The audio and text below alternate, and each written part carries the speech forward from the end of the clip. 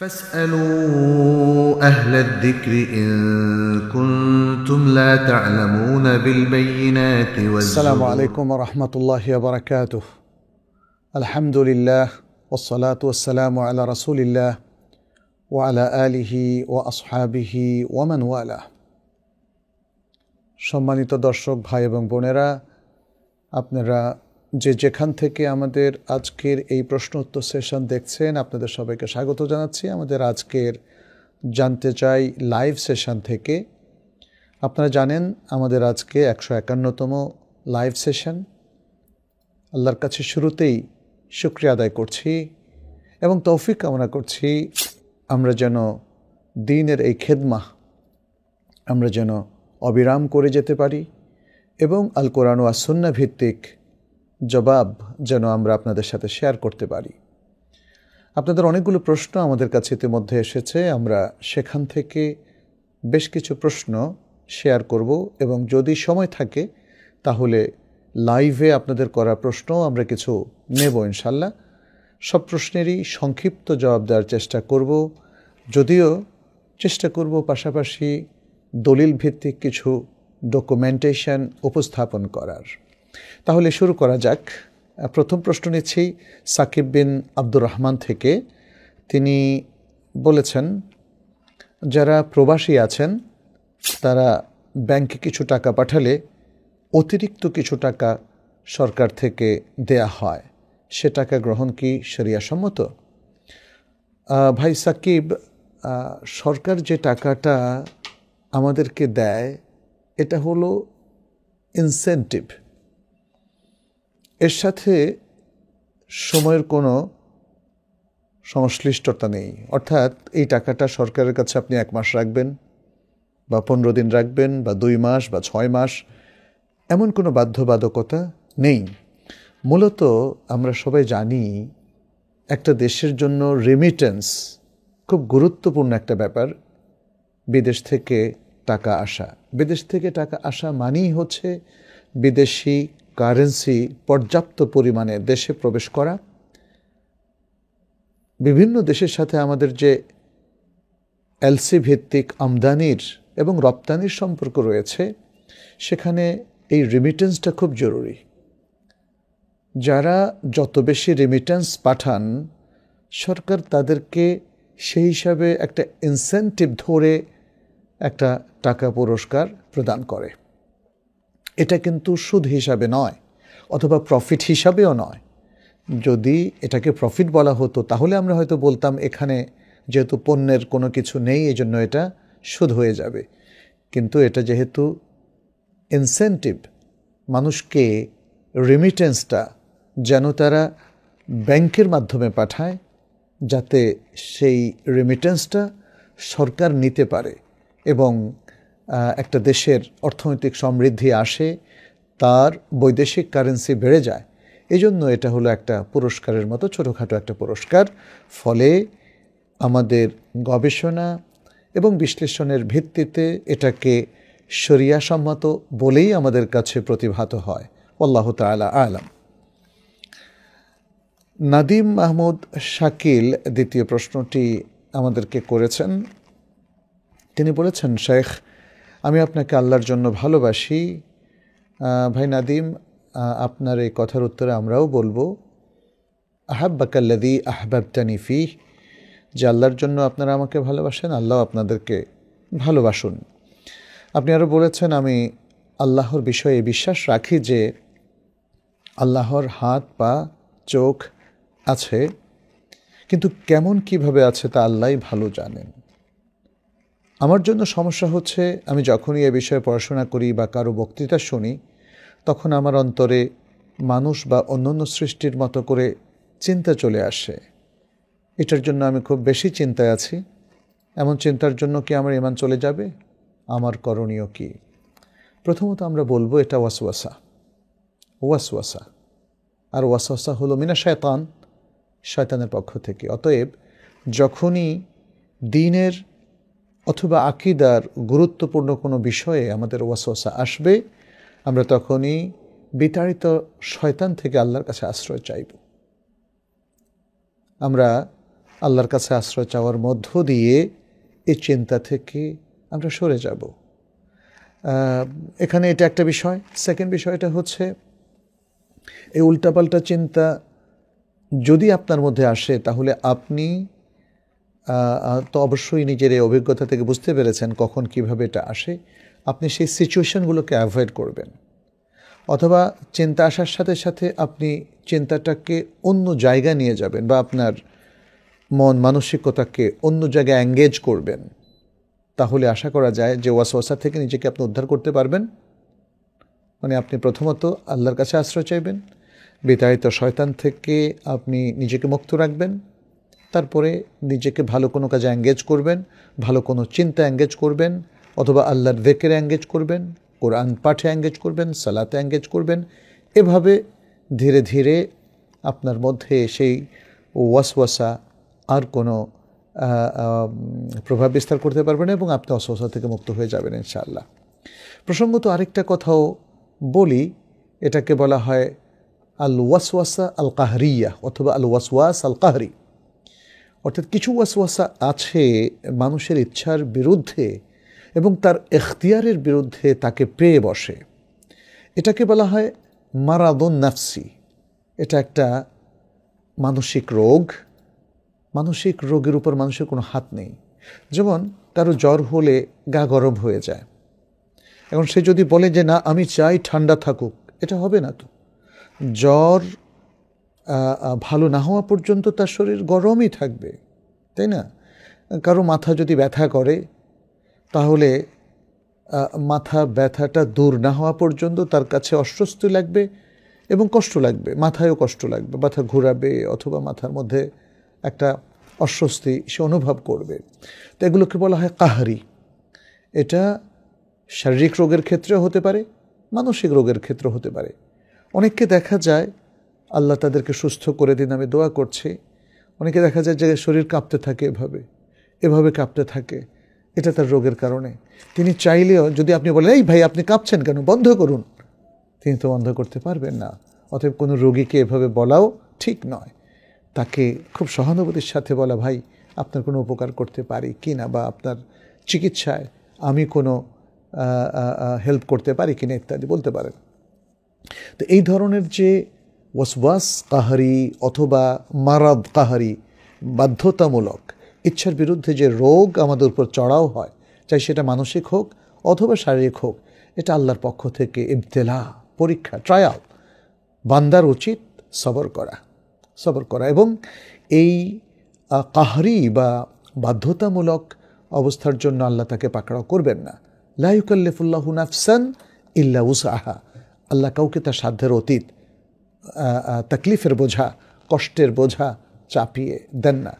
অতএব ভাই নাদিম, আমি বলবো আপনার যদি কখনো মনে হয় এটা একটা ওয়াসওয়াস আল কাহরি, অর্থাৎ বাধ্যতামূলক, যেটা আপনি চাইলেও দূর করতে পারছেন না, এরকম ওয়াসওয়াসা হয়ে যায়, তাহলে আপনার চিকিৎসা নিন। এটা একটা মানসিক রোগ, অতএব মানসিক রোগের যে চিকিৎসা সেটা আপনাকে করতে হবে। আর যদি এটা ওয়াসওয়াসার প্রাথমিক পর্যায়ে থাকে, যেমন ওসিডি বা এই ধরনের মানসিক সমস্যার প্রাথমিক পর্যায়ে থাকে, তাহলে এটাকে নিয়ন্ত্রণ করুন এবং সেই ট্রিটমেন্টে যান যেটা আমরা একটু আগে আপনাকে পরামর্শ দিয়েছি। আর এটা একটু বাড়তে থাকলে তখন যিনি সাইকোলজিস্ট অথবা সাইকিয়াট্রিস্ট, এই উভয় ধরনের বিশেষজ্ঞদের আমাদের কিছু পরামর্শ নিতে হবে। তিনি যদি মুসলিম বিশ্বস্ত হয়ে থাকেন তাহলে প্রয়োজনে ড্রাগও নেওয়া লাগতে পারে, আবার সাইকোথেরাপির মাধ্যমেও আপনি উপকৃত হতে পারেন। মোহাম্মদ মিজানুর রহমানের কাছে আমরা আজকে তৃতীয় প্রশ্নটি পেয়েছি। তিনি বলেছেন, কবুতর লালন পালন করা জায়েজ কিনা? কবুতর লালন পালন করা জায়েজ কিনা? এবং তিনি আরও বলেছেন, সেই পালা কবুতর যদি অন্যের জমির ফসল খেয়ে নষ্ট করে দেয় তাহলে সেই কবুতরের মালিকের জন্য খাওয়া ঠিক হবে কিনা? এতে কি অন্যের হক মেরে খাওয়া হবে কিনা? তাহলে আপনার এখানে দুটো প্রশ্ন আমরা পেলাম। আসুন প্রথমেই দেখা যাক যে কবুতর লালন পালন করার ব্যাপারে আমাদের ওলামায়ে কেরাম কি বলছেন। এক্ষেত্রে উলামায়ে কেরামের বিভিন্ন বক্তব্য উপস্থাপন করে আমরা মোটামুটি এই সিদ্ধান্তে আসতে পারি যে ঘরের মধ্যে কবুতর দ্বারা উপকৃত হওয়ার উদ্দেশ্যে এবং কবুতর বেচা কেনা করে কিছু টাকা কড়ি করার উদ্দেশ্যে কবুতর লালন পালন করা জায়েজ, যেমন মোরগ, মুরগি, হাঁস এগুলো লালন পালন করা জায়েজ, যদি এর মাধ্যমে সে তার প্রতিবেশীদেরকে ক্ষতিগ্রস্ত না করে, অথবা কবুতর যেহেতু একটা পাখি, সেই পাখির যে হক আছে সেটাও সে নষ্ট না করে। দলিল কি? দলিল হচ্ছে বুখারী মুসলিমের একটা বিখ্যাত হাদিস, আনাস ইবনে মালিক রাদিয়াল্লাহু তাআলা আনহু থেকে। তিনি বলেন যে কানা নবী সাল্লাল্লাহু আলাইহি ওয়াসাল্লাম আহসানান নাসি খুলুকা, নবী সাল্লাল্লাহু আলাইহি ওয়াসাল্লাম মানুষের মধ্যে সবচেয়ে উত্তম চরিত্রের অধিকারী ছিলেন। ওয়া কানা লি আখুন ইউকালু লাহু আবু উমাইর, আমার ছিল একজন ভাই যাকে বলা হতো, ডাকা হতো আবু উমাইর নামে। ফাকানা রাসূলুল্লাহ সাল্লাল্লাহু আলাইহি ওয়াসাল্লাম ইযা জাআ ক্বাল ইয়া আবা উমাইর মা ফাআলা নুগাইর, যখন সে আসতো তখন রাসূল সাল্লাল্লাহু আলাইহি ওয়াসাল্লাম তাকে জিজ্ঞেস করতেন, হে আবু উমাইর, কি করেছে তোমার নোগায়ের? নোগায়ের নোগায়ের নাগরুন বা নাগারুন এই শব্দের তাসগীর, এর অর্থ হলো তায়রুন সাগীর, ছোট্ট একটা পাখি। তাহলে নবী সাল্লাল্লাহু আলাইহি ওয়াসাল্লাম একটু মজা করেছেন, ফান করেছেন আবু উমাইরের সাথে, কিন্তু তিনি নিষেধ করেননি যে ছোট্ট পাখিটা যা আবু উমাইর লালন পালন করত ঘরে, সেটা করা ঠিক হচ্ছে না, এমনটি তিনি বলেননি। তাতে বোঝা যাচ্ছে এই ছোট পাখিগুলো ঘরে রাখার মধ্যে কোনো সমস্যা নেই, এটা মুবাহ, যদি না পাখিকে কষ্ট দেওয়া হয় অথবা পাখি দিয়ে পার্শ্ববর্তী লোকদেরকে বা প্রতিবেশীদেরকে কষ্ট যদি দেওয়া না হয় তাহলে কোনো সমস্যা নেই। ইবনে হাজার এই হাদিসের উপর আল ফাথুল বারির মধ্যে উল্লেখ করেছেন, ইন্না ফিল হাদিসে দিলালাতান আলা জাওয়াজে ইমসাকি তাইরে ফিল কাফাস ওয়া নাহউইহি, এই হাদিসের মধ্যে প্রমাণ রয়েছে যে খাঁচা অথবা অনুরূপ কোনো কিছুর মধ্যে পাখিকে ধরে রাখা জায়েজ, এটা ইবনে হাজার বলেছেন। আর আমরা দেখি আল মাবসুত, হানাফি মাযহাবের বিখ্যাত একটি ফিকহের গ্রন্থ, সেখানে বলা হয়েছে যে ফাআম্মা ইযা কানা ইউমসিকুল হামামা ফি বাইতিহি ইস্তানিসু বিহা ওয়ালা ইউতাইয়িরুহা আদাতান ফাহুয়া আদলুন মকবুলুশ শাহাদা, যে কোনো ব্যক্তি যদি কবুতরকে তার ঘরে সে রাখে এবং সেটাকে লালন পালন করে এবং সেটাকে সে তার আদত অনুযায়ী উঠতে না দেয় তাহলেও কোনো সমস্যা নেই, তাহলেও তার আদালত নষ্ট হবে না, বরং তার শাহাদাত গ্রহণযোগ্য হবে, অর্থাৎ সে একজন বিশ্বস্ত সৎ ভালো মানুষ হিসাবে গ্রহণযোগ্য হতে কোনো বাধা নেই। তিনি বলছেন লিআন্না ইমসাকাল হামামে ফিল বুয়ুতে মুবাহুন, কারণ ঘরের মধ্যে কবুতর পালা এটা মুবাহ। আচ্ছা, আমরা হাম্বলি মাযহাবের ইমামদেরও দেখি একই ধরনের কথা বলতে। ইবনে মুফলিহ বলেছেন ওয়া আবাহা আহমাদু ইত্তিখাদ আল হামামি লিল উনস ওয়া আতাবারা আন তাকুনা মাকসুসাতান লিআল্লা তাতিরা লিফাতাকুলা যুরু আন নাস। তিনি বলেছেন আহমদ, ইমাম আহমদ, তিনি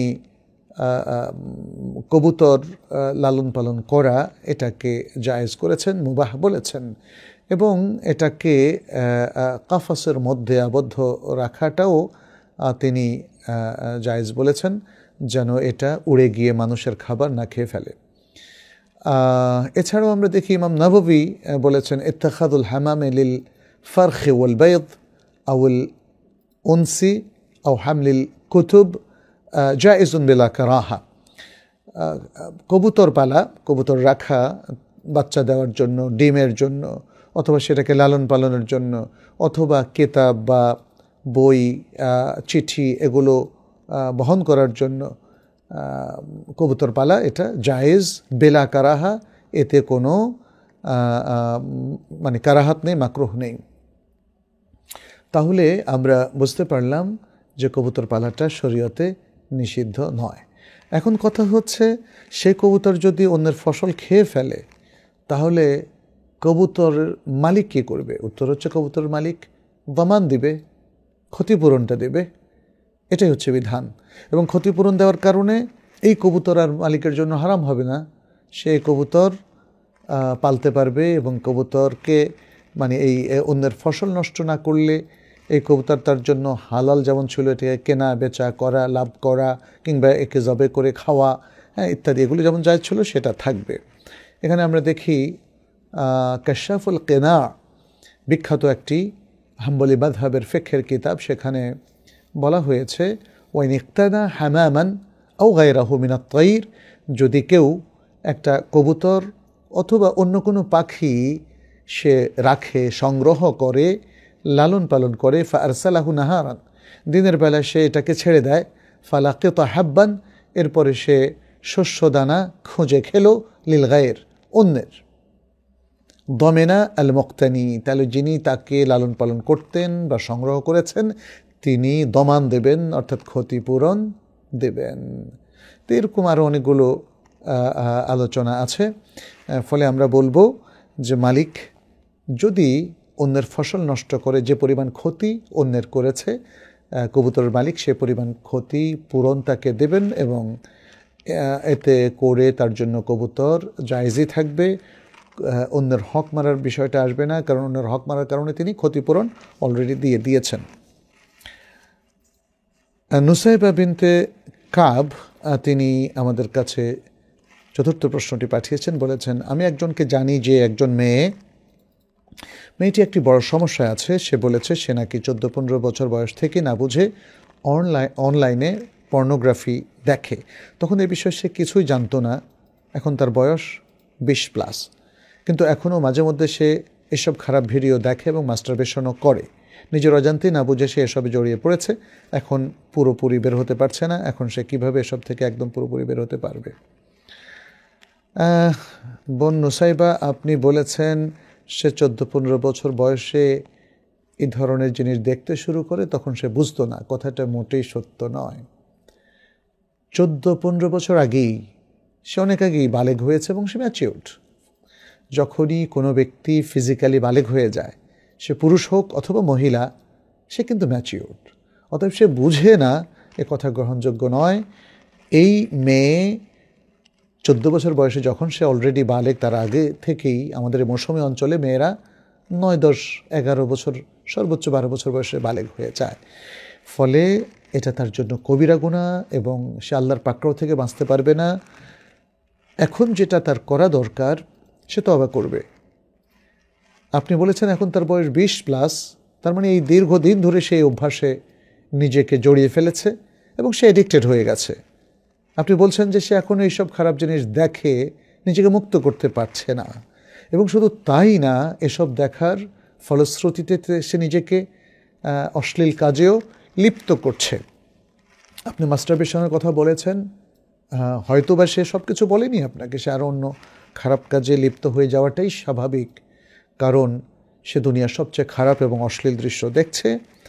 এখন তার জন্য করণীয় একটাই, সেটা হচ্ছে তওবা করা, এবং জীবনেও আর কখনো সে এসব কাজ যেন না করে। তাহলে হয়তো আল্লাহ তাআলা তাকে ক্ষমা করে দেবেন, হয়তো না। সে সিনসিয়ার তওবা করলে অবশ্যই আল্লাহ তাআলা তাকে ক্ষমা করে দেবেন। কিন্তু এই যে সে এডিক্টেড হলো, সে যে এর মধ্যে এখন ঢুকে গেল, বের হতে পারছে না, এ থেকে উপায় কি?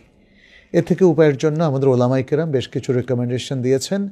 আমি অল্প কিছু আপনাদের সাথে খুবই সংক্ষেপে উল্লেখ করছি। 1 নম্বর, যাতে পর্নোগ্রাফি বা এই ধরনের অশ্লীল কিছু থেকে সে বের হয়ে আসতে পারে, এই জন্যে সে তার ভালো কিছু বিকল্প তৈরি করবে এবং সেগুলোর সাথে নিজেকে এঙ্গেজ করবে, ব্যস্ত করবে। ভালো কাজে যে ব্যস্ত হয়, সে আস্তে আস্তে খারাপ থেকে উঠে আসতে পারে।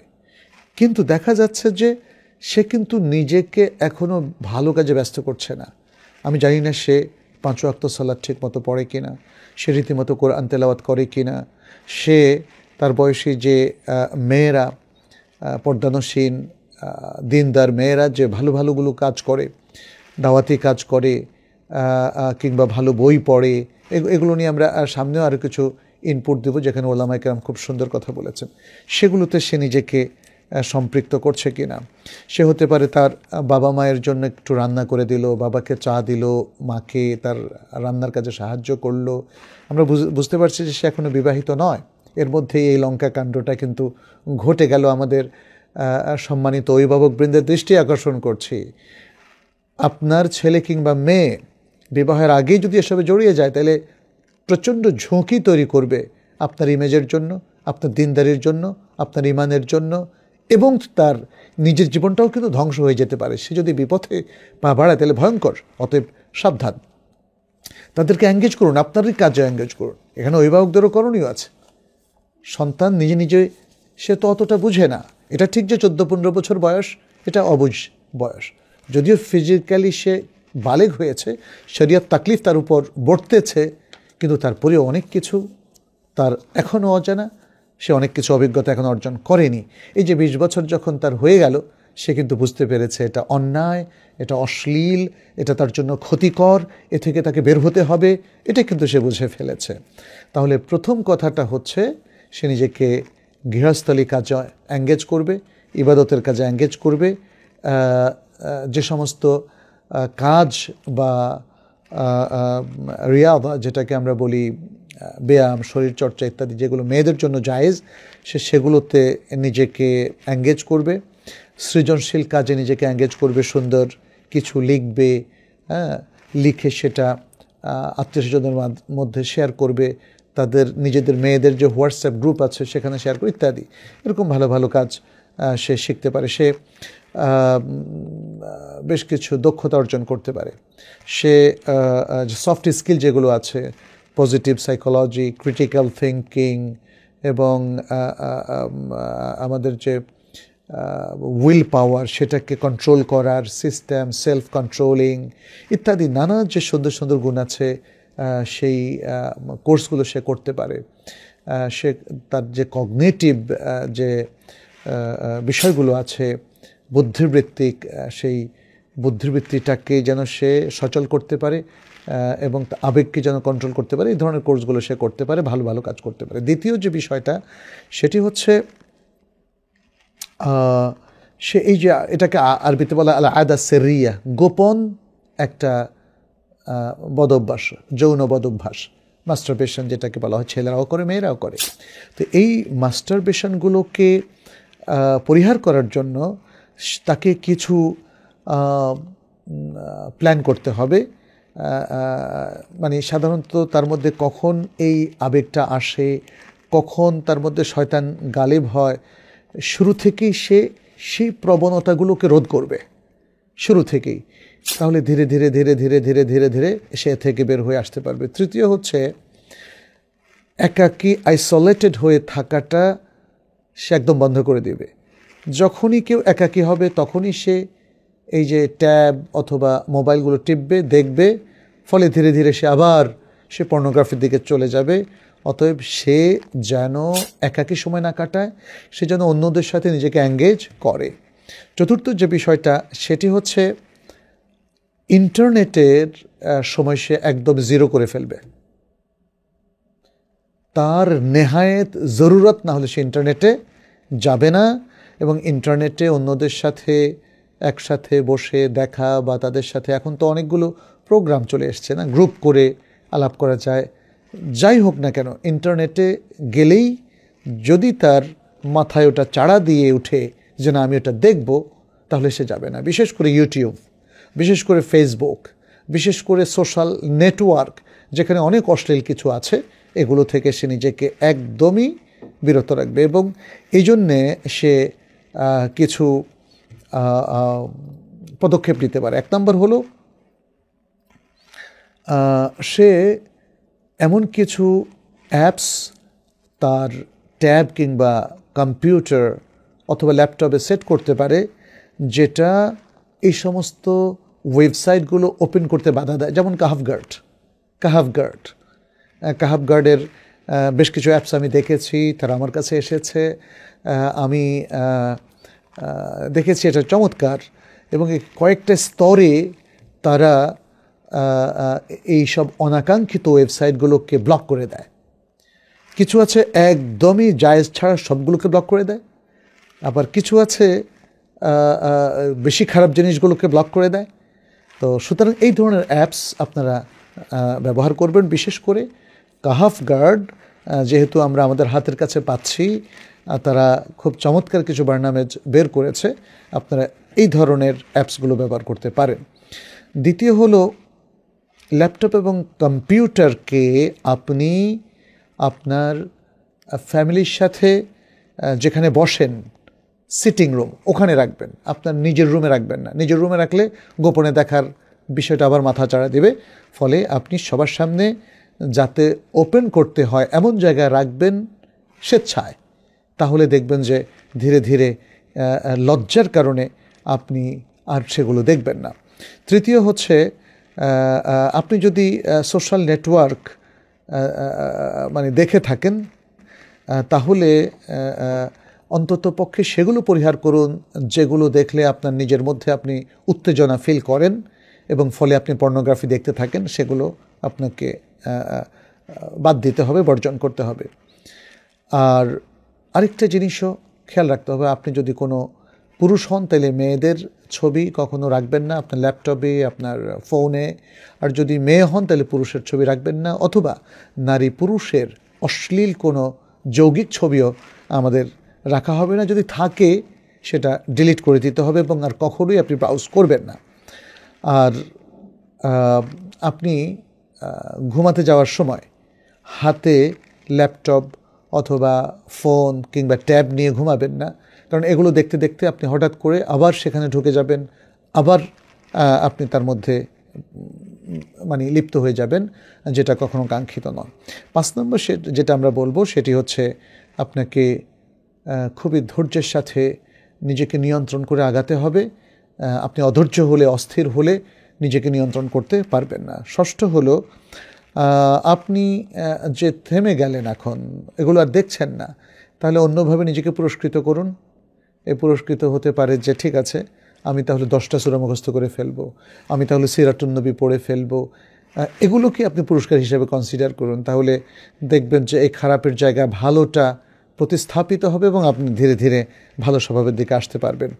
সপ্তম হচ্ছে, আপনাকে লজিক্যাল চিন্তা করতে হবে, আবেগী চিন্তা করলে হবে না। লজিক্যাল চিন্তার জন্য আপনার বুদ্ধির বৃত্তিকে শক্তিশালী করতে হবে।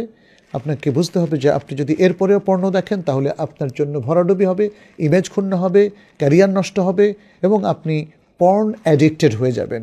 সুতরাং আপনি আর কখনো এগুলো দেখবেন না, খারাপ নাটক দেখবেন না, ছেলে হলে মেয়েদের দিকে দেখবেন না, মেয়ে হলে ছেলেদের দিকে দেখবেন না। এভাবে আপনি নিজেকে সংবরণ করবেন। বিশেষ করে যারা তরুণ বয়সে অবস্থান করছে তাদের জন্য এটা খুবই জরুরি। অষ্টম হলো, আপনি যদি মনে করেন যে আপনি খুব বেশি অ্যাডিক্টেড হয়ে গেছেন, নিজে পারছেন না, তাহলে আপনার সাহায্য নিতে হবে। আপনার পরিবারের কারো সাহায্য নিতে হবে, এক্সপার্টদের সাহায্য নিতে হবে, অথবা যারা সাইকোথেরাপি দিচ্ছেন তাদের সাহায্য নিতে হবে। কখনো কখনো আপনার ঔষধ সেবন করাও লাগতে পারে। তবে ঔষধ সেবন আমাদের জন্য এটা স্থায়ী কোনো চিকিৎসা নয়, বরং অনেক সময় দেখি যে আমরা মানসিক রোগের ঔষধ সেবনের কারণে মানুষ একটা জায়গায় স্টিক হয়ে যায় এবং ক্ষতিগ্রস্ত হয়ে যায়। ফলে আমাদেরকে এ ব্যাপারে সাবধান থাকতে হবে। নবম যে বিষয়টা, সেটা হচ্ছে আপনাকে স্থির বিশ্বাসী হতে হবে যে অবস্থা পাল্টাবে। যেহেতু আপনি এখন ট্রাই করছেন, এ থেকে বের হতে চাচ্ছেন, আপনি আমাদের এই যে ট্রিটমেন্টগুলো এগুলো আপনি বাস্তবায়ন করতে চেষ্টা করছেন। ফলে আপনি এই স্থির বিশ্বাসে আসতে হবে যে হ্যাঁ, আপনি এই অ্যাডিকশান থেকে বের হয়ে যেতে পারবেন এবং পরিস্থিতি অবশ্যই ইমপ্রুভ হবে, ভালো হবে, উন্নত হবে। এই বিশ্বাসটাই আপনাকে এগিয়ে দিবে। আর যদি আপনি হতাশ হয়ে পড়েন তাহলে কিন্তু হয়তো বা বের হওয়াটা আপনার জন্য সমপরিমাণ আরও কষ্টকর হয়ে যাবে। আর সর্বশেষ আমরা বলবো, আপনি যেহেতু ভালো কাজে এঙ্গেজ হতে চাচ্ছেন তাহলে আল্লাহ সাহায্য নিন। আর আল্লাহ সাহায্য করেন সবর দিয়ে, সালাত দিয়ে। ওয়াস্তাইনু বিস-সবরি ওয়াস-সালাহ, কুরআনে আল্লাহ তাআলা বলেছেন।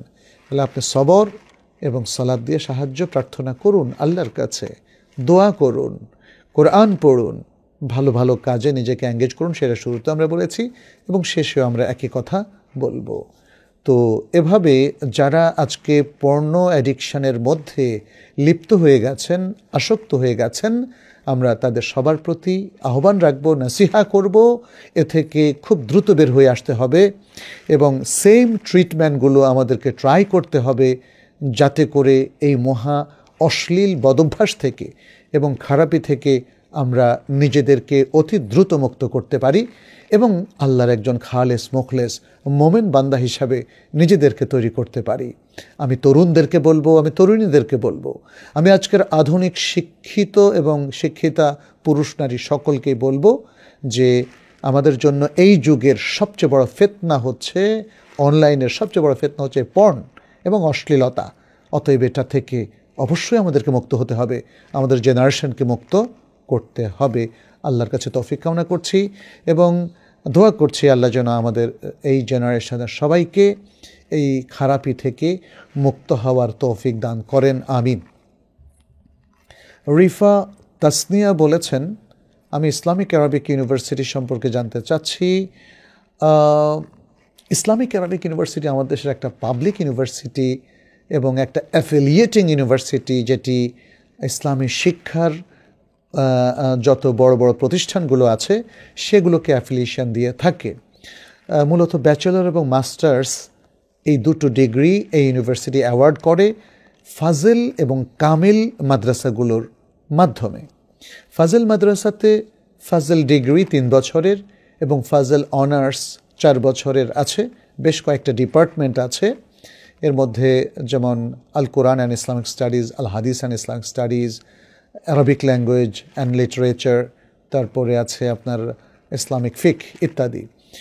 যদিও আমার পরামর্শ হচ্ছে ইউনিভার্সিটি কর্তৃপক্ষর জন্যে যে তারা আরও অন্তত 20টা থেকে 25টা ব্যাচেলর ডিগ্রি তারা অফার করবেন, যেটি আমরা academy of Islamic studies Malaysia, university of Malaya দেখি এবং অনুরূপ দেখি আমরা ইন্টারন্যাশনাল ইসলামিক ইউনিভার্সিটি অফ মালয়েশিয়াতে, এবং আমরা দেখি মদিনা ইসলাম বিশ্ববিদ্যালয়, উম্মুল কুরা বিশ্ববিদ্যালয়, সৌদি আরবের বিশ্ববিদ্যালয়গুলোতে এখন অনেক ডিপার্টমেন্ট। ইসলামের উপর কুল্লিয়াই রয়েছে একাধিক, কুল্লিয়াত শরিয়া, ফ্যাকাল্টি অফ শরিয়া, কুল্লিয়াত দাওয়া উসুলুদ্দিন, ফ্যাকাল্টি অফ দাওয়া and theology, faculty of Arabic language, এভাবে অনেকগুলো ফ্যাকাল্টি রয়েছে এবং এই ফ্যাকাল্টিগুলোতে ইসলামিক সাবজেক্টগুলো এখন অনেকগুলো ডিপার্টমেন্টে পরিণত হয়েছে। এবং এখানে আমি আরেকটা বিষয় বলি, সেটা হচ্ছে ডাবল মেজর, এটা প্রয়োজন। আজকে আমাদের অনেকেই প্রশ্ন করেন, ইসলামের এতগুলো সাবজেক্ট পড়ে আমাদের স্টুডেন্টরা কী করবে? এটা তো আমাদের হাতেই, আমরাই তো স্টুডেন্টদেরকে আসলে সুন্দর ক্যারিয়ার গড়তে দিচ্ছি না। আমাদের শিক্ষাবিদেরা এখানে আমার মনে হয় আরও সৃজনশীল চিন্তা করতে হবে, চোখ কান মেলে দেখতে হবে পৃথিবী কীভাবে এগিয়ে যাচ্ছে। আমাদের স্টুডেন্টরা এখন শরিয়া অ্যান্ড ল একসাথে পড়তে পারে, আমাদের স্টুডেন্টরা দাওয়া অ্যান্ড জার্নালিজম একসাথে পড়তে পারে, আমাদের স্টুডেন্টরা শরিয়া অ্যান্ড সিএসসি একসাথে পড়তে পারে। শরিয়ার জ্ঞানটা তো লাগবে। আমাদের স্টুডেন্টরা পড়তে পারে এখানে হালাল ট্যুরিজমের উপরে আলাদা সাবজেক্ট, আমাদের স্টুডেন্টরা পড়তে পারে হালাল নিউট্রিশন, তাই না? আমরা নিউট্রিশন নিয়ে পড়ছি, অথচ হালাল নিউট্রিশন নিয়েও তো পড়তে পারে, তাই না? হালাল খাদ্য। আমাদের স্টুডেন্টরা আরও পড়তে পারে ইসলামিক ফিন্যান্স নিয়ে, ইসলামিক ব্যাংকিং নিয়ে, হ্যাঁ, ইসলামিক সোশিয়োলজি নিয়ে, ইসলামিক অ্যানথ্রোপোলজি নিয়ে, অনেক সুন্দর সুন্দর সাবজেক্ট আছে। আমি আশা করি অদূর ভবিষ্যতে আমাদের বাংলাদেশের এই ইউনিভার্সিটি, ইসলামিক আরবিক ইউনিভার্সিটি, এই সমস্ত সাবজেক্টগুলো ওপেন করবে ইনশাআল্লাহ, উচ্চতর গবেষণার দ্বার উন্মুক্ত করবে, শিক্ষাটাকে আরও অনন্য উচ্চতায় নিয়ে যাবে। তো এই ইউনিভার্সিটির যে ফাজেল কামিল মাদ্রাসাগুলো আছে সেগুলোর মধ্যে অনেকগুলোই খুব দুর্বল পজিশনে আছে। আমি আশা করি অ্যাফিলিয়েটিং কর্তৃপক্ষ সেগুলো দেখবেন এবং শিক্ষার মানোন্নয়নে তারা কাজ করবেন। শিক্ষার মানোন্নয়নে সর্বপ্রথম যেটা দরকার সেটা হলো শক্তিশালী কারিকুলাম, যেটাকে আমরা পাঠ্যক্রম বা শিক্ষাক্রম বলি, সেটাকে শক্তিশালী করা এবং সেটাকে অবজেক্টিভ বেসড করা, এটাকে অবি বলা হয়, অবজেক্টিভ বেসড এডুকেশন। আমাদের অনেকে সৃজনশীল পদ্ধতি সম্পর্কে জানে না, আন্দাজে একটু একটু অদ্ভুত ওরে কিছু বলে এটাকে সৃজনশীল মনে করে। নো, বুদ্ধিবৃত্তিকে খুবই লজিক্যালি ইমপ্রুভ করতে হবে এবং খুব লজিক্যালি ডিজাইন করতে হবে, তাহলে না প্রকৃত সৃজনশীলতা আসবে। আন্দাজে অদ্ভুত ওড়ে একটা কিছু বলে দিলেই সৃজনশীলতা হলো না। এটা আমাদের প্রাইমারি কিংবা মাধ্যমিক সেকশনে আমরা দেখতে পাচ্ছি, খুব অদ্ভুত কিছু গল্প স্বল্প বানিয়ে এটাকে সৃজনশীল করে দিয়েছে। নো, সৃজনশীলতা হচ্ছে ক্রিয়েটিভিটি, আরবিতে বলা হয় এবদা।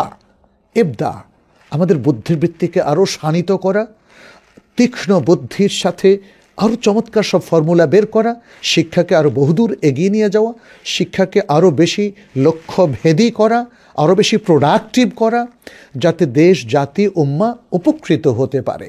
সেভাবে আসলে শিক্ষাকে এগিয়ে নিয়ে যাওয়াটাই আসলে আমাদের কাম্য। আমি মনে করি যে ইউনিভার্সিটি আমাদের দেশের জন্য একটা নেয়ামত। আমাদের দেশের ইসলামী শিক্ষা কার্যক্রমকে অনেক দূর এগিয়ে নিয়ে যাওয়ার জন্য এই ইউনিভার্সিটি একটা লিডিং ইউনিভার্সিটি। এই ইউনিভার্সিটির করার মতো আরও অনেক সুযোগ আছে, স্কোপ আছে, তারা সেটা করছে। আমি যতটুকু জানি ইতিমধ্যে অনেকগুলো পদক্ষেপ তারা নিচ্ছে। এবং আমি মনে করি যে যেহেতু এই প্রশ্ন মানে একজন ব্যক্তি আমাকে করেছেন, তাই আমি এর সাথে আরও কিছু অ্যাড করলাম। ফাজিল কামিলের স্টুডেন্টরা যেন ক্যারিয়ার ওরিয়েন্টেড হতে পারে, এটা নিয়ে বিশ্ববিদ্যালয় নিশ্চয়ই প্রোগ্রাম থ্রো করবে। এবং আমাদের ফাজিল কামিলের স্টুডেন্টরা তারা যেন এই ইসলামিক পূর্ণাঙ্গ শিক্ষার মধ্যে নিজেকে আবদ্ধ রাখতে পারে। আরও বিভিন্ন প্রতিষ্ঠানে পড়ে ফাজিল কামিলের ক্লাস ফাঁকা রেখে তারা যেন আসলে প্রতিষ্ঠানগুলোকে বেকায়দায় না ফেলে। আমি সে আশা করছি, আমি আশাবাদ ব্যক্ত করছি এই ইউনিভার্সিটি অদূর ভবিষ্যতে আমাদের দেশের ইসলামী শিক্ষাকে অনেক দূরে এগিয়ে নেবে।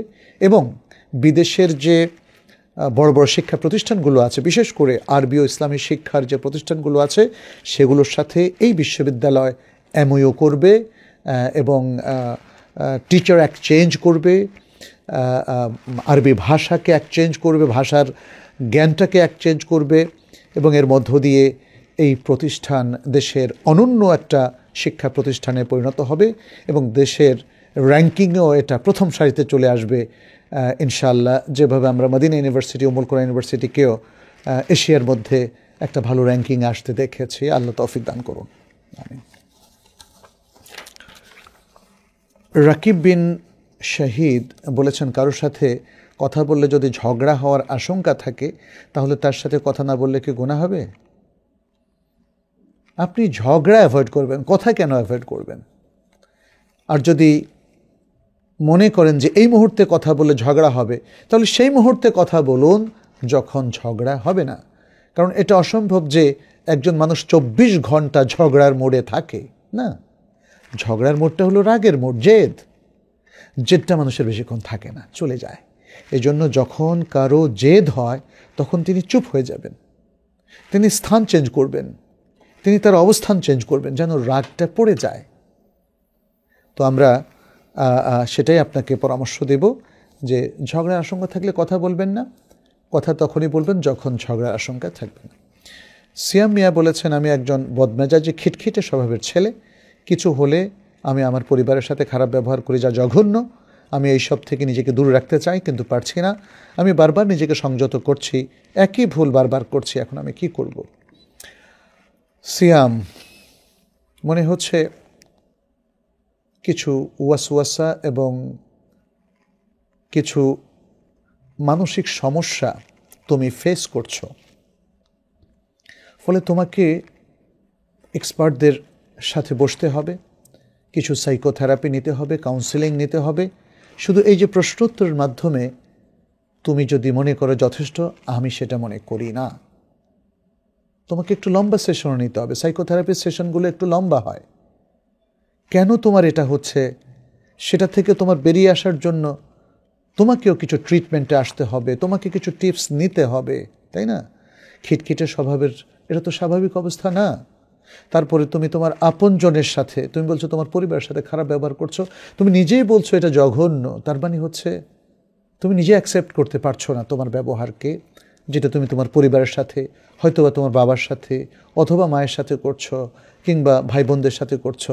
এটা তুমি নিজেই যখন সুস্থতা ফিল করো, জেদ কেটে যায়, তুমি কিন্তু নিজেই সেটাকে অ্যাকসেপ্ট করতে পারছো না এবং তুমি বুঝতে পারছো এটা ঠিক না, এটা থেকে মুক্ত হওয়া দরকার। যাই হোক, আমি বলবো যে তুমি কাউন্সেলিং নাও। আমাদের তাইবা একাডেমি কাউন্সেলিং করে থাকে, সেখানেও তুমি প্রাথমিক কিছু নিতে পারো। আমরা অবশ্যই গ্যারেন্টি দিচ্ছি না যে আমাদের সাথে একবার কাউন্সেলিং বসলে তোমার সব ঠিক হয়ে যাবে, বাট তুমি অনেক কিছু বুঝতে পারবে, অনেক টিপস পাবে ইনশাল্লাহ।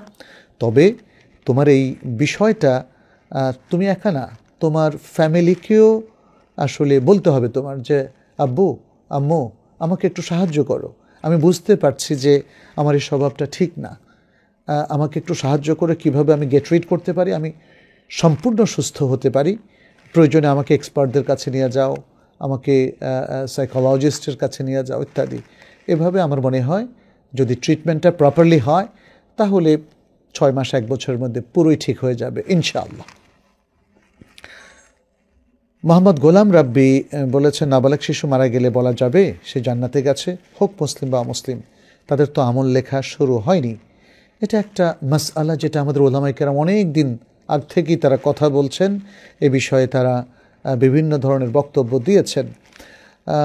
আমরা দুইভাবে আজকে খুব সংক্ষেপে এটা একটু তুলে ধরতে চাই। একটা হলো মুসলিমদের সন্তান নাবালক অবস্থায় মারা গিয়েছে, তার কি পরিণতি হবে, এবং দ্বিতীয় হচ্ছে অমুসলিমদের সন্তান নাবালক অবস্থায় মারা গিয়েছে, তার কি পরিণতি হবে। আচ্ছা, এখানে মুসলিমদের সন্তান যে নাবালক অবস্থায় বা শিশু অবস্থায় মারা গিয়েছে তাদের ব্যাপারে প্রায় কনসেনসাস একটা অপিনিয়ন আমরা পাই, ইজমায়ের মতোই ওলামায়ে কেরামের একটা ঐক্যমত আমরা এখানে পাই।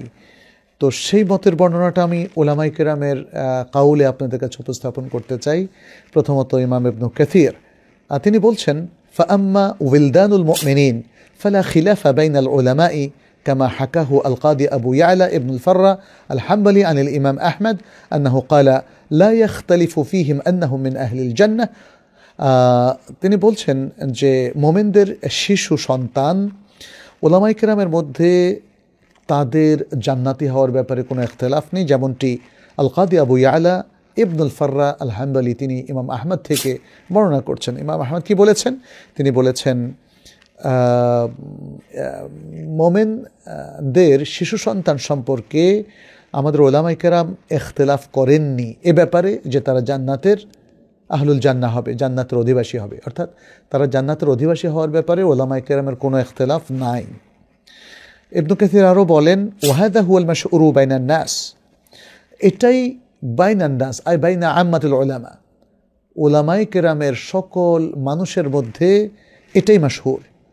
এবং তারপর তিনি বললেন, ওয়াহুয়াল্লাযী নাকতাউ বিহি ইনশাআল্লাহু আযজা ওয়া জাল, এবং এটাই হচ্ছে সেই বিষয় যে ব্যাপারে আল্লাহ চাহে তো আমরা দৃঢ় প্রত্যয় পোষণ করি। এটা তাফসির আল কোরআনুল কারীম আল আযীমের 3 নম্বর খণ্ডে 33 নম্বর পৃষ্ঠা বলা হয়েছে।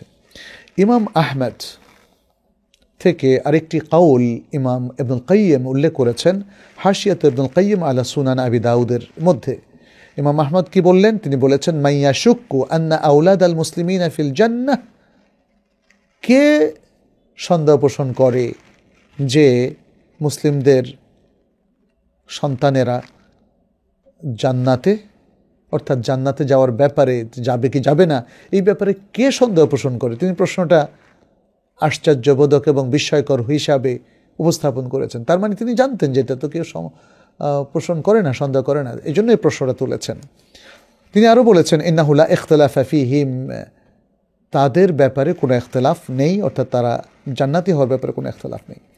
ইমাম নববী বলেন, আজমা মান ইউতাদ্দু বিহি মিন উলামাইল মুসলিমিন, মুসলিমদের ওলামায়ে কেরামের মধ্যে যাদেরকে গণ্য করা হয়, এস্টিমেট করা হয়, সেই সকল ওলামায়ে কেরাম একমত হয়েছেন আলা আন্না মান মাতা মিন আতফালিল মুসলিমিন, মুসলিমদের শিশুদের মধ্যে যারা মারা গিয়েছে তারা ফাহুয়া মিন আহলিল জান্নাহ, জান্নাতের অধিবাসী হবে, আহলুল জান্নাহ হবে। লিআন্নাহু লাইসা মুকাল্লাফান, কারণ তারা মুকাল্লাফ হয়ে মারা যায়নি, তাদের উপর কোনো তাকলিফ ছিল না। এটা শারহে মুসলিমের মধ্যে ইমাম নববী উল্লেখ করেছেন। তাহলে আমরা বুঝতে পারলাম এই ব্যাপারে কোনো ইখতিলাফ নেই। দ্বিতীয় হচ্ছে অমুসলিমদের সন্তান।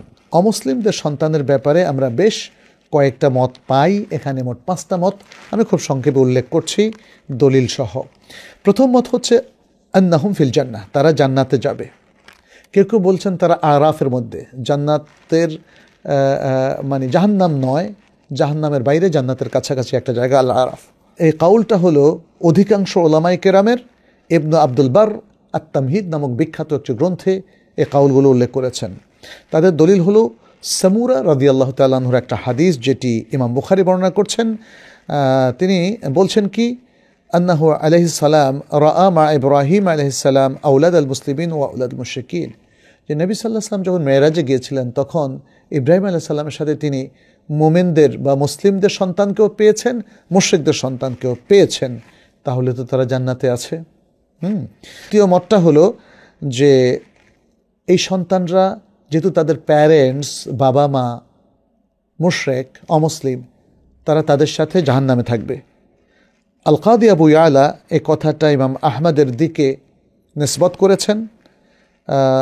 তবে শাইখুল ইসলাম ইবনে তাইমিয়া রাহিমাহুল্লাহ বলেছেন যে আল কাদি আবু ইয়ালার কথাটা শুদ্ধ নয়। আচ্ছা, আরও অনেকে কথাটা বলেছেন, সেটা আমরা এখানে উল্লেখ না করে তাদের দলিলটা উল্লেখ করি। দলিলের মধ্যে এসেছে সালমা ইবনে কায়েস আল আশজারি, তিনি বলেন, আমি এবং আমার ভাই নবী সাল্লাল্লাহু আলাইহি ওয়াসাল্লামের কাছে এসে বললাম, ইন্না উম্মানা মাতাত ফিল জাহিলিয়া, আমাদের মা জাহিলি যুগে মারা গিয়েছে। ওয়া কানাত তুকরি আদ-দাইফ ওয়া তাসিলুর রাহিম ওয়া আন্নাহা ওয়াদাত উখতান লানা ফিল জাহিলিয়া। তিনি মেহমানকে খাওয়াতেন এবং আত্মীয়তার সম্পর্ক রক্ষা করতেন। তবে তিনি জাহিলি যুগে আমার এক বোনকে জীবন্ত কবর দিয়েছিলেন। লাম তাবলুগুল হান্ত, যে আসলে বালেগ হয় নাই, তখনও বালেগ হয় নাই, এরকম নাবালেগ এক বোনকে জীবন্ত কবর দেওয়া হয়েছিল। তখন নবী সাল্লাল্লাহু আলাইহি ওয়াসাল্লাম বললেন, আল ওয়াইদাতু ওয়াল মাউউদাতু ফিন্নার, যে যিনি কবর দিয়েছেন জীবন্ত এবং যাকে জীবন্ত কবর দেওয়া হয়েছে দুজনই জাহান্নামে যাবে। ইল্লা আন তুদরিকাল ওয়াইদাতু আল ইসলামা ফাতুসলিমা, তবে কবরদাতা তিনি যদি ইসলাম পেয়ে থাকেন, তারপর ইসলাম গ্রহণ করে থাকেন, তাহলে তো তিনি বেঁচে গেলেন। কিন্তু যদি তিনিও মারা যান, তাহলে তিনি জাহান্নামে। আর যাকে জীবন্ত কবর দেওয়া হয়েছে সে তো আগেই মারা গেছে, তার তো আর বেঁচে থাকার সুযোগ নাই, অতএব সেও জাহান্নামী, হাদিস থেকে বোঝা যায়। আচ্ছা, এই হাদিসটাকে হাফিজ ইবনে কাসির তার তাফসির আল কোরআনুল আযীমের মধ্যে হাসান বলে উল্লেখ করেছেন, এবং তার আগে ইবনে আব্দুল বার আত-তামহিদ গ্রন্থে এই হাদিসটাকে হাসান বলে উল্লেখ করেছেন। তৃতীয় মতটা হলো তাদের ব্যাপারে চুপ থাকা, তারা কি জান্নাতে নাকি জাহান্নামে আল্লাহই ভালো জানেন, আমরা কিছু বলবো না। এই কথাটা হাম্মাদ বিন জায়েদ, হাম্মাদ বিন সালামা, ইবনুল মুবারক, ইসহাক বিন রাহওয়াই, এরকম প্রমুখ স্কলারদের তাদের দলিল হলো ইবনে আব্বাস রাদিয়াল্লাহু তাআলা আনহু বলেন যে রাসূল সাল্লাল্লাহু আলাইহি ওয়াসাল্লামকে জিজ্ঞেস করা হয়েছিল মুশরিকদের সন্তানের কি অবস্থা। ক্বালা আল্লাহু আ'লামু বিমা কানু আমিলিন, তিনি বলেছিলেন যে তারা কি আমল করতে এটা আল্লাহ ভালো জানেন। তারা যদি ভালো আমল করতো, এটা আল্লাহর ইলমে থাকে, তাইলে তারা জান্নাতে যাবে। আর তারা যদি খারাপ আমল করতো, এটা আল্লাহ জানেন, তাইলে তারা জাহান্নামে যাবে। ফলে ফয়সালা তো আল্লাহ জানেন, আমরা জানি না। আমরা যেহেতু জানি না, অতএব আমরা চুপ থাকবো। এই হাদিসটা বুখারী এবং মুসলিমে বর্ণিত হয়েছে। চতুর্থ মতটা ওলামায়ে কেরামের চতুর্থ মত হচ্ছে, একদল আলেম বলেন, ইন্নাহুম খুদ্দামু আহলিল জান্নাহ, তারা আহলুল জান্নাহ লোকদের খাদেম হবে। এই মতটা সম্পর্কে শাইখুল ইসলাম ইবনে তাইমিয়া বলেন, ওয়ালা আসলা লিহাদাল কাউল, এই কথার বা এই মতের পক্ষে কোনো দলিল নাই। মাজমু আল ফাতাওয়ার 4 নম্বর খণ্ডে 279 নম্বর পৃষ্ঠায় তিনি কথা বলেছিলেন। আর 5 নম্বর যে মতামত, সেটা হলো আন্নাহুম ইউমতাহানুনা ফিল আখিরা, আখিরাতে মুশরিকদের শিশু সন্তানদেরকে পরীক্ষা করা হবে। ফামান আতা আল্লাহ দাখালাল জান্নাহ ওয়া মান আসা দাখালান নার, এই পরীক্ষায় যারা দেখা যাবে যে আল্লাহর ইতাআত করবে, আনুগত্য করবে, তারা জান্নাতে যাবে। যারা আল্লাহর নির্দেশ অমান্য করবে, তারা জাহান্নামে যাবে। এটা আহলুস সুন্নাহ ওয়াল জামায়াতের অধিকাংশ ওলামায়ে কেরামের অভিমত। যেমনটি আবুল হাসান আশআরী বর্ণনা করেছেন, এমনটি বলেছেন ইমাম বাইহাকি এবং একদল মুহাক্কিক ওলামায়ে কেরাম, এবং এই মতের দিকেই শাইখুল ইসলাম ইবনে তাইমিয়া রাহিমাহুল্লাহ তিনি এসেছেন। তিনি এই মতের দিকে মানে কি বলে নিজেকে নিয়ে গিয়েছেন। এবং ইমাম আহমদ ইবনে হাম্বলের যে আলোচনা অথবা তার যে বক্তব্য, সে বক্তব্যের তাকাদা হলো তিনিও এই মতটা পোষণ করেছেন। আর এই মতটাকে রাজে বলেছেন হাফিজ ইবনে কাসির। আর তাদের এই মতামত দেওয়ার মূল কারণটা হলো এই মতটাই সকল দলিলের মধ্যে একটা সুন্দর সমন্বয় করে। কিছু দলিল বলছে তারা জান্নাতে যাবে, কিছু দলিল বলছে তারা জাহান্নামে যাবে। আর এই মতটা বলছে হ্যাঁ, তাদের একদল জান্নাতে যাবে, আরেক দল জাহান্নামে যাবে। আখিরাতে তাদের ইমতিহান যেটা আল্লাহ সুবহানাহু ওয়া তাআলা সংগঠিত করবেন, সে ইমতিহানের উপর ভিত্তি করে। ইমাম ইবনুল কাইয়িম রাহিমাহুল্লাহ তিনি বলেন, ওয়াহাদা আ'দালুল আকওয়াল ওয়া বিহি ইয়াজতামিউ শামলুল আদিল্লাহ ওয়া তাত্তাফিকুল আহাদিথু ফি হাযাল বাব। তিনি বলেন এটা হলো সকল কাউলের মধ্যে সবচেয়ে গ্রহণযোগ্য, সবচেয়ে ইনসাফপূর্ণ কাউল, এবং এই কথার উপর ভিত্তি করেই সকল দলিলের মধ্যে একটা সঙ্গতি স্থাপিত হয়। এবং এই অধ্যায়ে যতগুলো হাদিস আছে সে হাদিসগুলোর মধ্যে একটা তৌফিক, একটা সুন্দর সঙ্গতি স্থাপন করা যায় এই কথার আলোকে। এখানে আরও অনেক সুন্দর সুন্দর কথা আছে, আমি সেদিকে যাব না। আমার মনে হয় আমাদের এই ডিসকাশনের মধ্য দিয়ে আপনারা জানতে পেরেছেন যে এখানে সঠিক কথাটি কোনটি। আমার মনে হয় আমরা সেটা উপস্থাপন করতে পেরেছি। এরপরের প্রশ্ন আমরা নিচ্ছি মিজানুর রহমান থেকে। তিনি বলেছেন, যদি কেউ আমার কাছে কোনো জিনিস রেখে দেয় এবং সেটা যদি আমি হারিয়ে ফেলি, সে আমার কাছ থেকে জিনিসটা চাইলো, আমি বললাম যে আমি হারিয়ে ফেলেছি, এতে সে আমাকে কিছু বললো না, জিনিসটা তার লাগবে কি লাগবে না, এতে আমার কি কোনো গুনাহ হবে? আপনার কাছে যে জিনিসটা সে রেখেছে সেটা হলো আমানত। এই আমানতের ব্যাপারে আপনার কর্তব্য ছিল এটাকে নিয়ম অনুযায়ী সংরক্ষণ করা। যদি আপনি সেটা সংরক্ষণ করে থাকেন আর কেউ আপনার এই সংরক্ষণ থেকে চুরি করে নিয়ে গেল অথবা সেখান থেকে খোয়া গেল, যে কোনোভাবেই হোক আপনার এখানে কোনো গাফলতি ছিল না, খেয়াল করবেন গাফলতি ছিল না, তাহলে আপনার কোনো গুনাহ হবে না এবং এই জিনিসটা আপনার তাকে ক্ষতিপূরণ হিসাবে দেওয়াটারও কোনো প্রয়োজন নেই। কিন্তু যেহেতু আপনি স্বেচ্ছায় আমানতটা রেখেছেন, অতএব তাকে হেফাজত করা আপনার দায়িত্ব। আপনি যদি হেফাজত না করেন তাহলে আপনাকে ক্ষতিপূরণ দিতে হবে, অথবা আপনার গাফলতির কারণে যদি এই আমানতটা নষ্ট হয়ে যায়, হারিয়ে যায় বা কোথাও পড়ে যায়, তাহলেও আপনাকে ক্ষতিপূরণ দিতে হবে। ক্ষতিপূরণ না দিলে আপনার পাপ হবে। হালিমা আক্তার বলেছেন, আমাদের কাছে স্বল্প কিছু প্রশ্ন আছে, খুব দ্রুত উত্তর দিয়ে যাচ্ছে।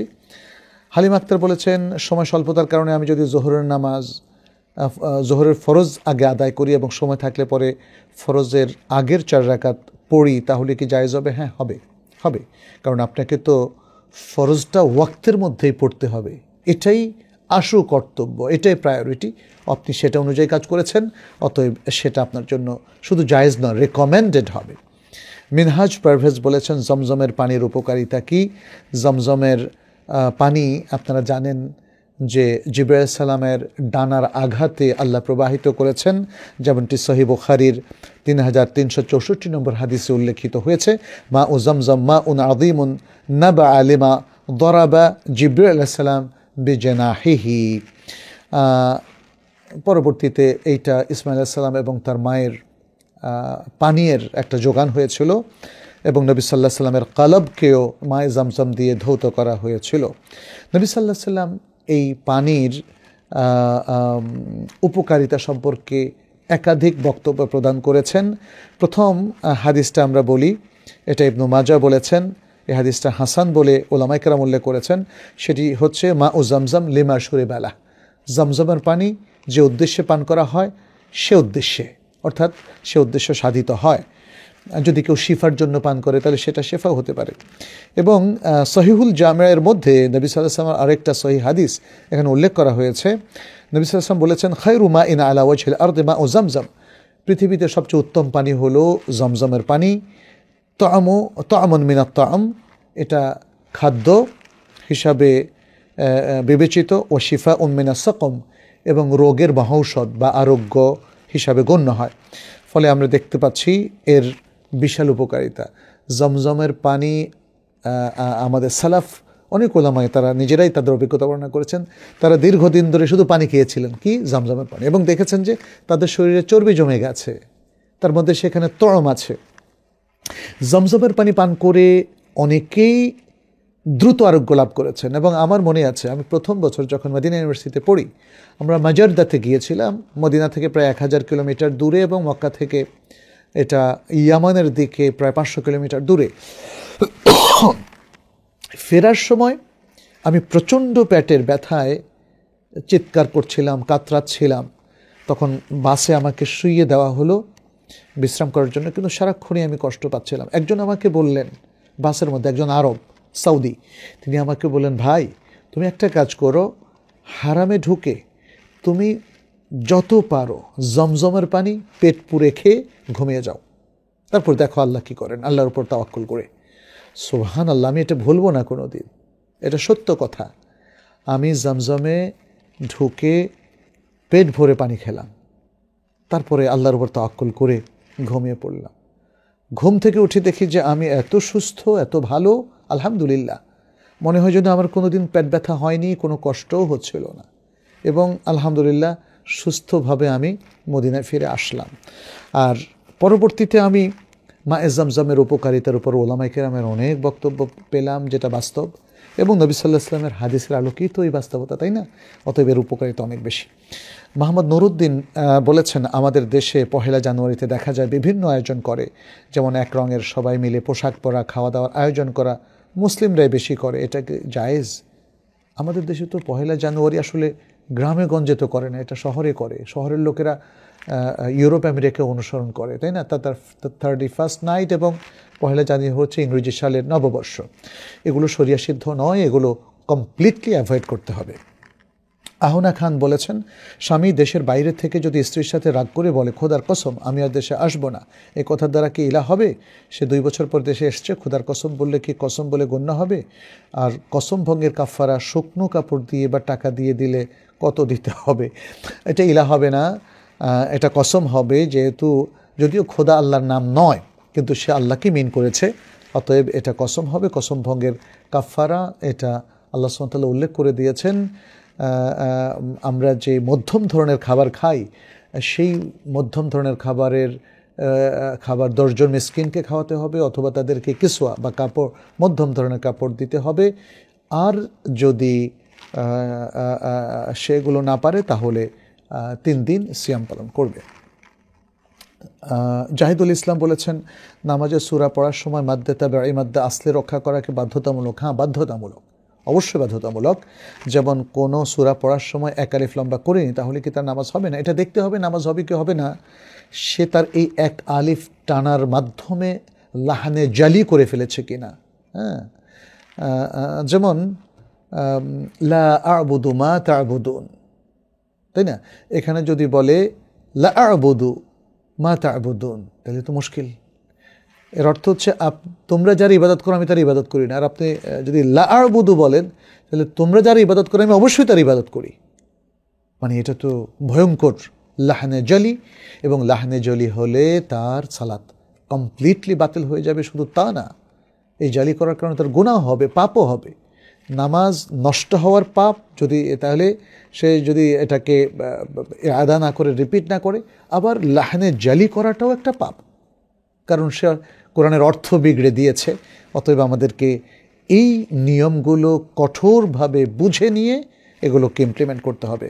শাহাদাত বিন আব্দুল কালাম বলেছেন, স্ত্রীর মোহরের টাকা সে কী করবে? এর মূল হকদারকে। সুবহানাল্লাহ, স্ত্রীর মোহরের টাকা কি খাওয়ার পরিকল্পনা করতেছে নাকি উনি? ইন্না লিল্লাহি ওয়া ইন্না ইলাইহি রাজিউন। স্ত্রীর মোহরের টাকা তো স্ত্রীর, এক্ষেত্রে স্বামীর কানাকড়ি অধিকার সেখানে নেই। কোনো স্বামী স্ত্রীকে ভুলিয়ে ভালিয়ে হোক অথবা জোর করে হোক, কোনোভাবেই স্ত্রীর মহারানা নিতে পারবে না।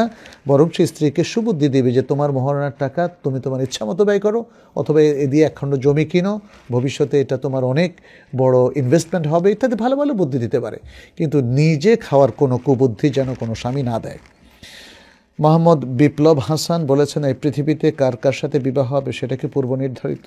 পৃথিবীর সব কিছুই তো আল্লাহ তাআলা তাকদীর করে রেখেছেন, ফলে সব কিছু পূর্ব নির্ধারিত, কোনো কিছুই তাকদীরের বাইরে নয়। তবে এর সাথে আপনি উইল পাওয়ারের সংঘর্ষ লাগাতে যাবেন না। আপনার যা মানে ঘটছে সবই পূর্ব নির্ধারিত, কিন্তু আপনার উইল পাওয়ারের সাথে এটাকে টক্কর দেবেন না। আপনাকে বিচারের আওতায় আনা হবে আপনাকে উইল পাওয়ার দেওয়া হয়েছে কি হয়নি এটার উপর ভিত্তি করে। যদি আপনার স্বাধীন চিন্তা, স্বাধীন ইরাদা বা সংকল্প আল্লাহ সুবহানাহু ওয়া তাআলা করার তৌফিক দিয়ে থাকেন, তাহলে মনে রাখবেন আপনার প্রত্যেকটা কাজের বিচার হবে। তাকদীর দেখিয়ে সেই বিচারকে অ্যাভয়েড করার কোনো সুযোগ নেই। এনএমএস ফেসবুক আইডির নাম, এখান থেকে একটা প্রশ্ন এসেছে। বলেছেন, অনেক সময় বিভিন্ন মাসালা সমাধান জানার উদ্দেশ্যে আমি আমার গুনাহের কথা আলেমদের অনলাইনে বা অফলাইনে জানিয়ে থাকি, এর কারণে কি কিয়ামতের দিন আমাকে ক্ষমা করা হবে না? হাদিসে বলা হয়েছে, আমার উম্মতের সবাইকে ক্ষমা করে দেওয়া হবে, তবে ওইসব লোককে ক্ষমা করে দেওয়া হবে না যারা পাপ করার পর তা অন্যের কাছে প্রকাশ করে দেয়। এই অংশের সমন্বয়ে আপনার মতামত জানতে চাই। খুব সহজ, এটা হলো মানুষের কাছে নিজের পাপকে গৌরবের সাথে প্রকাশ করা, এটা ক্ষমা করা হবে না। কিন্তু আমি পাপ করে ফেলেছি, এখন আল্লাহর কাছে তওবা করতে চাই, সেজন্যে কী ধরনের পাপ সেটা বলা, এটা গর্হিতও নয়, এটা পাপও নয়, এবং এর কারণে কোনো গুনাহ হবে না ইনশাআল্লাহ। মোহাম্মদ বিপ্লব হাসান বলেছেন, প্রতিটি কাজে আল্লাহর উপর পূর্ণ তাওয়াক্কুল করতে চাই, কিন্তু মানুষের চিন্তা চলে আসে, যেমন মানুষ কী মনে করবে না করবে ইত্যাদি। এই বিষয়গুলো বর্জন করে কিভাবে সব আল্লাহর জন্য করতে পারি তার পরামর্শ চাই। ছোট সময় আমরা পড়েছিলাম, পাছে লোকে কিছু বলে, করিতে পারি না কাজ, হ্যাঁ, নাহি ভয় নাহি লাজ, কি যেন এরকম আছে, যাই হোক আমার পুরো মনে নাই। তো মানে পাছে লোকে কিছু বলে, এই জন্য আমি করতে পারি না, এই জন্য আমি সালাত পড়তে লজ্জা লাগে, টাকনুর উপরে প্যান্ট পরতে লজ্জা লাগে, দাড়ি রাখতে লজ্জা লাগে, টুপি পরতে লজ্জা লাগে, কোরআন পড়তে লজ্জা লাগে।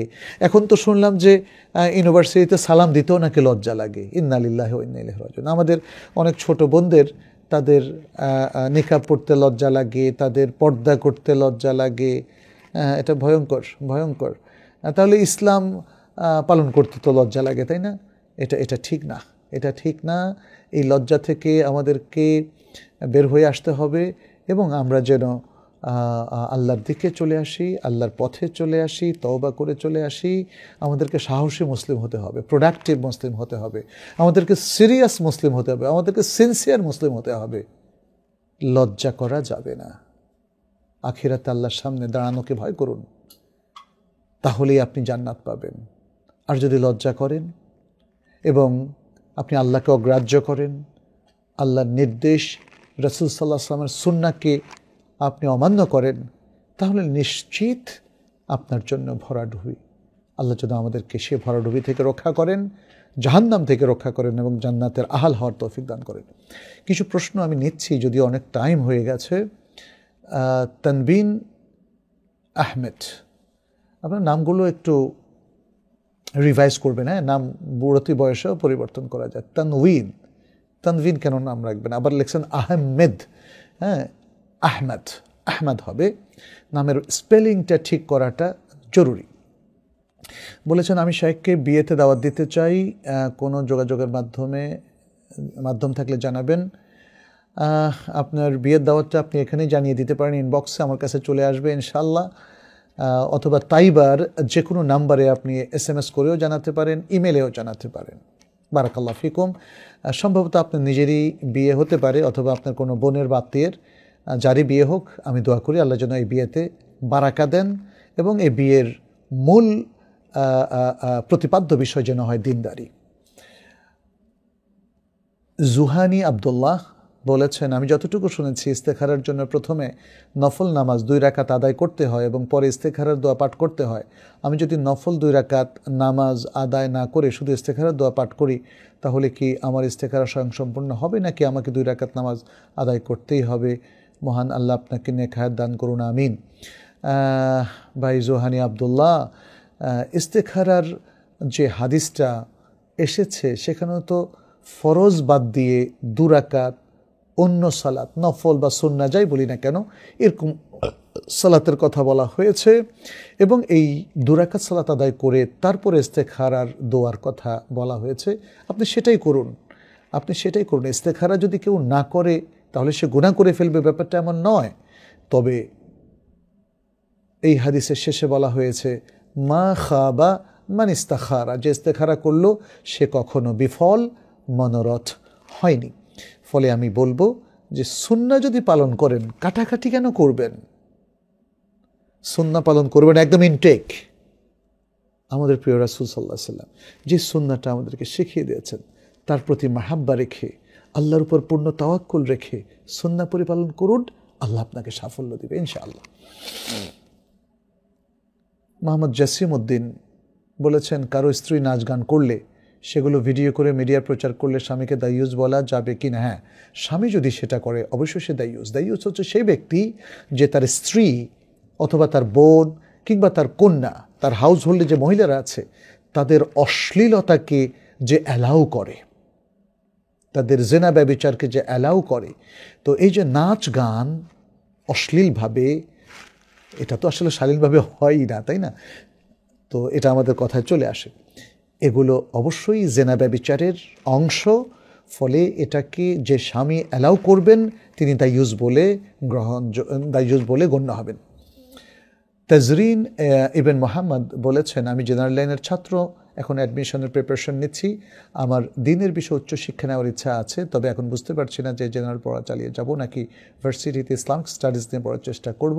তবে আমি ইতিমধ্যে আরবি ভাষা জানি না।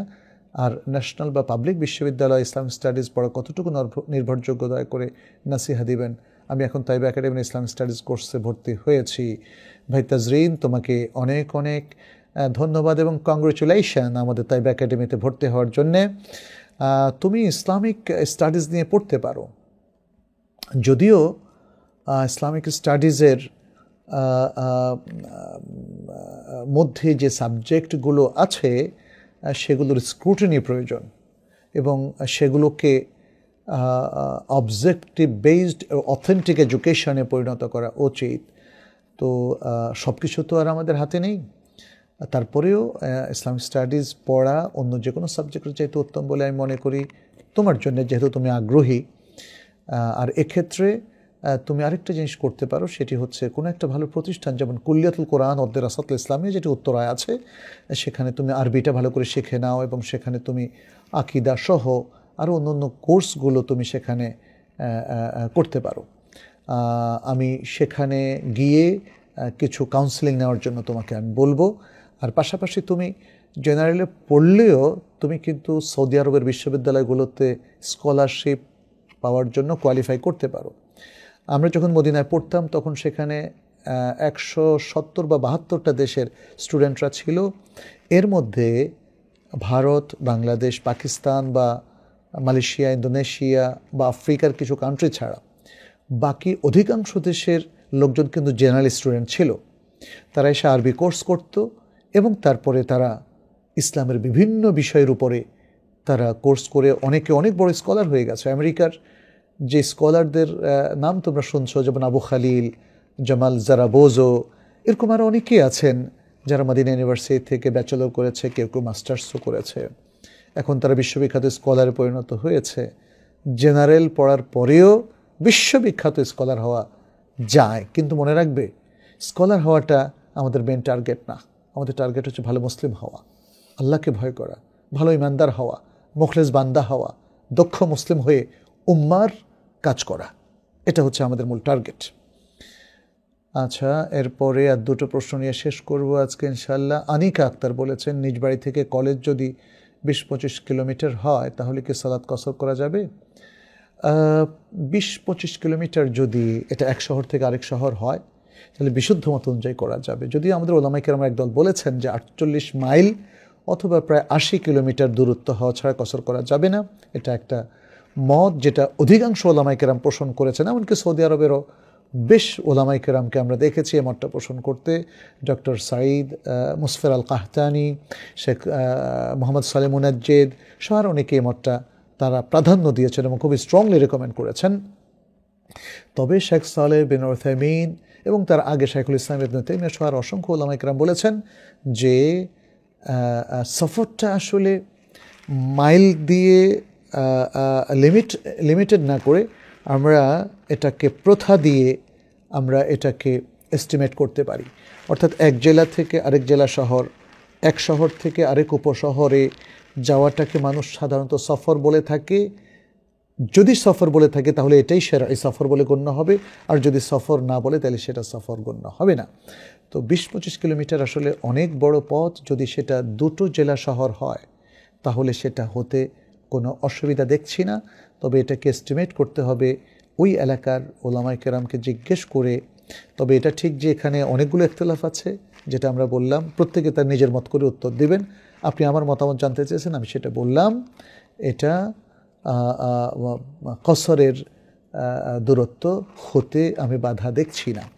তবে আবারও বলে রাখি, এটা যদি একই শহর হয় তাহলে 20-25 না 50 কিলোমিটার হলেও কসর করা যাবে না, এটাই বিশুদ্ধ মত। এই ব্যাপারে আমাদের শাইখদের অনেক বক্তব্য রয়েছে, অনেক আর্টিকেলও রয়েছে।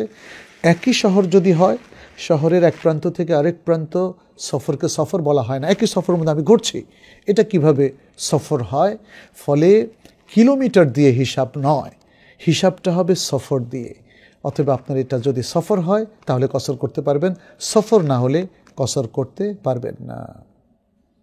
আসিফ মাহমুদ বলেছেন, প্রস্রাব করার পরে সাদা সাদা কিছু বের হলে কি গোসল ফরজ হয়ে যাবে? না, গোসল ফরজ হবে না। তখন ধৌত করা ফরজ হবে এবং অজু করাটা ফরজ হবে। যদি পানি থাকে, পানি না থাকলে তখন তায়াম্মুম করবেন। সম্মানিত দর্শকবৃন্দ, আমরা আজকে আমাদের জানতে চাই সেশন এখানেই শেষ করতে চাচ্ছি। আশা করছি যে আলোচনাটা আমরা করেছি তার মধ্যে কোরআন হাদিসের আলোকের আলোচনাটার মধ্যে অবশ্যই আমরা এক্সপেক্ট করি যে ভালো কিছু সাজেশন ছিল। যা কিছু ভালো সেটা আল্লাহর পক্ষ থেকে, যদি কোনো ভুল হয়ে থাকে সেটা আমার পক্ষ থেকে, শয়তানের পক্ষ থেকে, এবং ভুল হয়ে গেলে আমরা আল্লাহর কাছে ক্ষমা চাই। এবং এই বলে আজকে শেষ করছি। হাদা সাল্লাল্লাহু ওয়াসাল্লাম আলা নবিয়িনা মুহাম্মদ ওয়া আলা আলিহি ওয়া আসহাবিহি আজমাইন। আসসালামু আলাইকুম ওয়া রাহমাতুল্লাহি ওয়া বারাকাতুহু।